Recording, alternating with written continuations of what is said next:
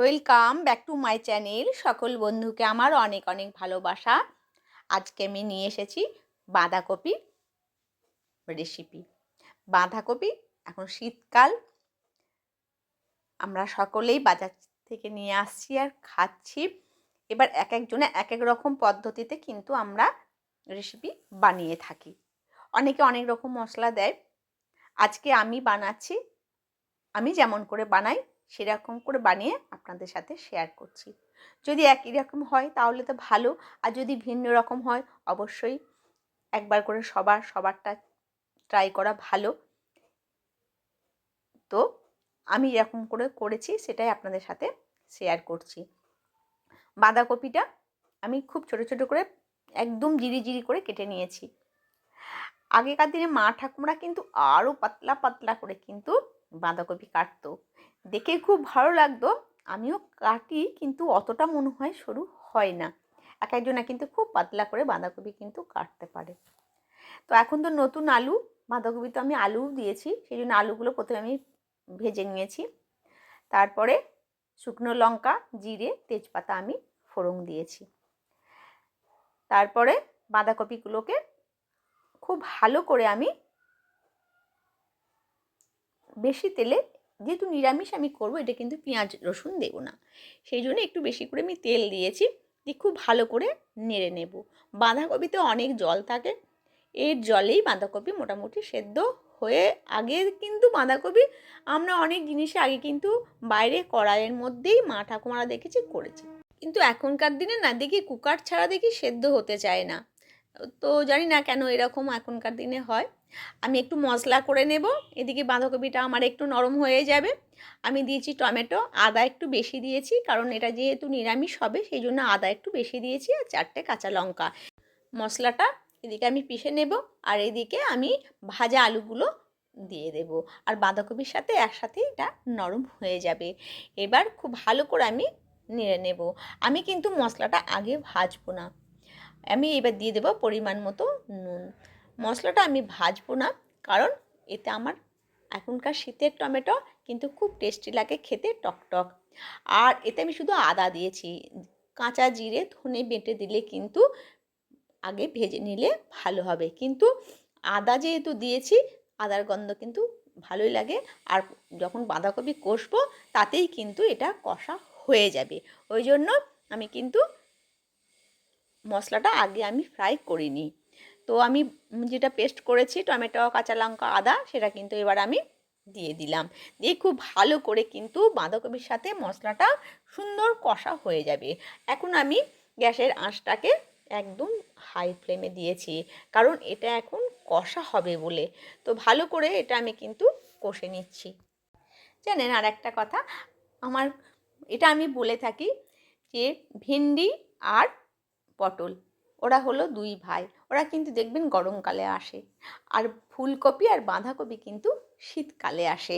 আমি বলি বাঁধাকপি আর ফুলকপি কিন্তু ওরা দুই বোন, 12 মাস পাওয়া যায় ঠিকই, কিন্তু এরা কিন্তু জুটি বেঁধে আসে। গরমকালে বেশিরভাগটাই পাওয়া যায়, গরমকালে ভেন্ডি আর পটল, আর ফুলকপি আর বাঁধাকপি কিন্তু শীতকালে। সেই জন্য আমি বলি কি এরা জুটি, ফুলকপি বাঁধাকপি দুই বোন, আর ঢ্যাঁড়স বা ভেন্ডি আর পটল কিন্তু দুই ভাই। এবার কিন্তু ফুলকপি বাঁধাকপি দিন এবার শেষ হয়ে যাচ্ছে, ওরা কিন্তু এবার মোটামুটি চলে যাবে। এবার কিন্তু পটল আর ভেন্ডি দুই ভাই কিন্তু এবার তাদের আগমন ঘটবে। তো যতক্ষণ মোটামুটি বাঁধাকপি ফুলকপি শীতের থাকে ততদিন কিছু না কিছু রেসিপি বানিয়ে আমরা খেয়ে ফেলতেই পারি। তো আর শীতের মটরশুঁটি, বাঁধাকপিতে মটরশুঁটিটা দিলে কিন্তু খেতে কিন্তু ভীষণ ভালো লাগে। আর টক টমেটো শীতের, তো শীতের সবজি যেন একটা কম্বিনেশনটা ভীষণ ভালো লাগে। তো টক টমেটো তো আমাদের অন্য সময় পাওয়া যায় না, অন্য সময় তো হাইব্রিডের লাল টমেটোগুলো পাওয়া যায়। তো শীতের সবজিগুলো খেতেই কিন্তু মজাই আলাদা। তো আমার মোটামুটি কিন্তু আমার হয়ে গেছে, আমি কিন্তু এবার ঢাকা দিয়ে খানিকটা রান্না করে নেব।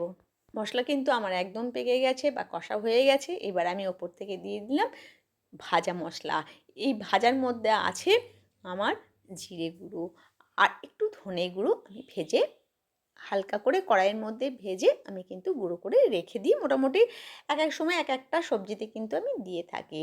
তো এটা কিন্তু খুব ভালো লাগে ভাজা মশলার গন্ধটা। তো আমার কিন্তু বাঁধাকপি একদম রেডি হয়ে গেছে। এবার কিন্তু আমি ফ্লেমটাকে একদম লো করে দিয়েছি। ঢিমে ঢিমে কিন্তু এটা আমার সেদ্ধ হয়ে যাবে। তো মটরশুঁটি কিন্তু একদম লাস্টে দিলেই ভালো, না হলে কিন্তু একদম গলা গলা হয়ে যাবে, ভালো লাগবে না খেতে। আর নিরামিষ তরকারি সেহেতু আমি একটু সামান্য চিনি দেব। খেতে কিন্তু নুন মিষ্টিটা সমান হলে খুব ভালো লাগবে। আর ঝালটা তো আমি দেওয়াই আছে, 4টে লঙ্কা আমি পেস্ট করে দিয়েছি। আর আপনারা ওপর থেকে কাঁচা লঙ্কা দিয়ে দিলেও কিন্তু গন্ধটা, লঙ্কাও কিন্তু শীতের লঙ্কাগুলোও কিন্তু খেতে খুব ভালো লাগে, বেশ গন্ধগুলোই একটু আলাদা। শীতের সব রকমারই সবজি কিন্তু সত্যি একদম বাজার ভর্তি হয়ে থাকে, দেখতেও কিন্তু খুব ভালো লাগে। এবার ওপর থেকে আমি একটু কাঁচা লঙ্কা দিয়ে দিলাম। তো বেশি ঝাল আমি দেবো না, যার ঘরে যে যেমন ঝাল খায় সেই হিসেবে দিলেই কিন্তু ভালো। এবার আমি কিন্তু আবার কষে নেব। মোটামুটি বাঁধাকপি কিন্তু আমার সেদ্ধ হয়ে গেছে। এবার ওপর থেকে আর একটু গরম মশলা দিয়ে দেব। ঘি দিলে তো আরও ভালো লাগবে, যে যেমন নিরামিষতে খেয়ে থাকেন। নিরামিষ রান্নাটা কিন্তু আমাদের মাঝে মধ্যে খাওয়া কিন্তু ভালো খুব। তো গরম মশলা দিয়ে আমি একটু খুব ভালো করে নেড়ে চেড়ে নেব। তো মোটামুটি আমার কিন্তু রান্না হয়ে গেছে, জাস্ট আমি একবার মশলা দিয়ে হালকা আঁচে কিন্তু আমি নেড়ে চেড়ে এবার সবজিটাকে আরও রেডি করে নিচ্ছি। একদম শুকনো শুকনো করে নেব, তাহলে ভাত হোক, রুটি, পরোটা, লুচি যার সাথে হবে কিন্তু খেতে কিন্তু খুব ভালো লাগবে। শীতের দিনে রাতে অনেকে অনেক কিছু খায়, তার সাথে কিন্তু এই সবজিটা খুব ভালো যাবে। তো এবার আমি গ্যাস বন্ধ করে দিয়েছি। এবার হালকা করে আমি ঢাকা দিয়ে দেব 5 মিনিট। 5 মিনিট পরে আমি ঢাকনাটা খুলে দেব। আমার রেডি হয়ে গেছে। এবার আমি পরিবেশন করে নেব বন্ধুরা।